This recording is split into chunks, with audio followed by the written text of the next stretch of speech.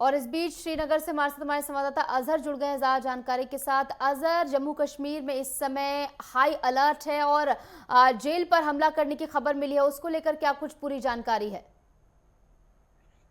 देखिए निशु, जिस तरीके से लगातार जो हम्म। इंडो पाक जो है आपस में जो कशीदगियां हैं वो बढ़ रही है, और इसके पेश नजर जो है सिक्योरिटी फोर्सेस जो है हम्म।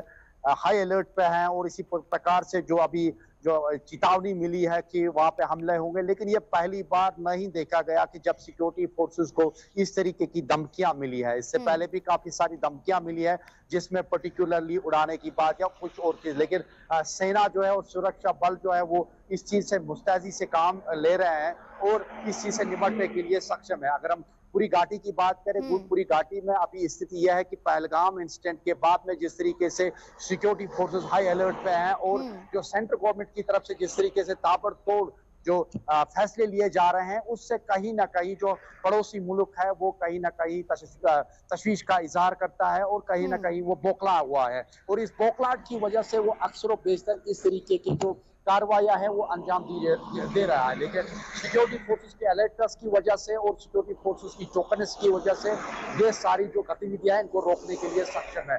हम देख रहे हैं लगातार एलओसी पे भी कशीदगियां है, और एलओसी में कशीदगी के दौरान हम देख रहे हैं कि घुसपैठ की कोशिश भी की जा रही है, जिसमें हमने देखा कि अभी हाल ही में जो एक हाइड आउट जो बस्ट किया गया है, काफी सारे हाइड आउट बस्ट किए गए, ना कि कल की हम राजौरी की बात करें, पुंछ राजौरी की बात करें, बल्कि हम साउथ कश्मीर के कुलगाम, अनंतनाग, पुलवामा, हम्म। हर एक क्षेत्र की बात करें कि जहां पे भी जितने भी आतंकी गतिविधियां होती है, हम्म। जहां जो आतंकवाद को सपोर्ट कर रहे हैं, जिसमें ओजीडब्ल्यू यानी जिनको अंडरग्राउंड वर्कर होते हैं, जो हिडन वर्कर होते हैं, उनके खिलाफ भी काफी सारे एक्शन मोड दिखाई दे रहे हैं। और इस एक्शन मोड की वजह से कहीं ना कहीं जो सेना को काफी जो है हम्म। कामयाबी है वो हासिल हो रही है, और कहीं ना कहीं सुरक्षा व्यवस्था को लेकर सिक्योरिटी फोर्सेस काफी चौकन्ना है। अगर हम हम्म। जो फैसले लिए गए हैं, जो सेंटर की तरफ से हम्म। फैसले लिए गए हैं, जिसमें जो पानी रोकने की बात है, हम देख रहे हैं कि वो पानी बिल्कुल सूख गया है। चिनाब वैली का जो पानी है वो बिल्कुल सूख गया, तो कहीं हम्म। ना कहीं आने वाले कुछ दिनों में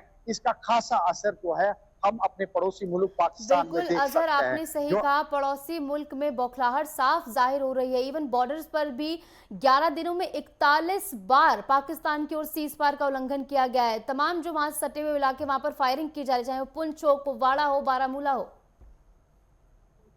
जी बिल्कुल, जिस तरीके से मैं लगातार बात कर रहा हूँ, जिस तरीके से आप भी बता रहे हैं कि हम्म।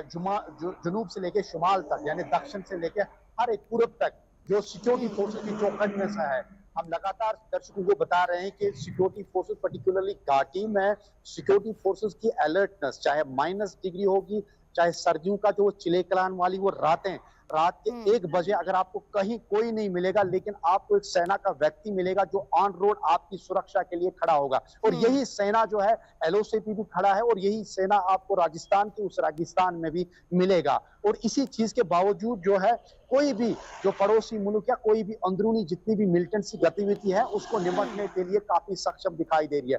हम लगातार देख रहे हैं सेंटर की तरफ से भी पूरा सहयोग जो है सेना को मिल रहा है, जिसके बावजूद उनको फ्री हैंडेड रखा गया है। और फ्री हैंडेड मान के चले कि उनका मानना है कि जीरो टॉलरेंस जो मिलिटेंसी है या आतंकवाद को जीरो टॉलरेंस में हम ले रहे हैं, और इसकी वजह से वो पे दर पे एक्शन मोड में दिखाई दे रहे हैं। हमने देखा कि लगातार जनूबी हम्म। कश्मीर में काफी सारे जो ओजीडब्ल्यूज है या जितने भी जो दहशतगर्द है, जो मिलिटेंट है, उनके घरों को जो है ध्वस्त किया गया। वो इसी की एक कड़ी थी। सेना को जब सेंटर से आदेश मिला, जब उसको फ्री हैंडेड रखा गया, तब जाके इस तरीके की कार्रवाई अमल में लाई जाती बिल्कुल, है। और तो इसी ये के साथ जरूरी जो बनता कड़ा है कि जब एक्शन लिया जा रहा है, जंगलों में लगातार अभियान चलाया जा रहा है, सुरक्षा बलों ने बताया जा रहा है कि आतंकी ठिकाने का भंडाफोड़ भी किया है, जहां से भारी विस्फोटक बरामद हुए, 5 आईईडी और 3 टिफिन बम बरामद वहां से हुए हैं।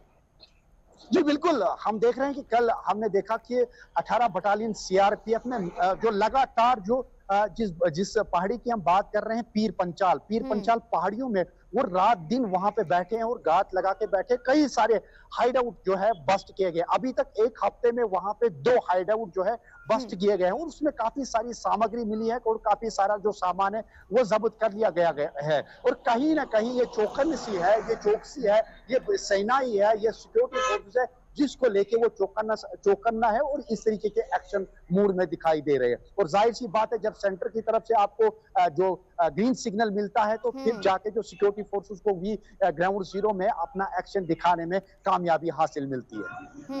जी बिल्कुल। और ये साफ नजर भी आ रहा है किस तरीके से लगातार वहां पर एक्शन में लगातार सुरक्षा बल बने हुए हैं, वहां पर अभियान चलाया जा रहा है, सर्च ऑपरेशन वहां पर चलाया जा रहा है।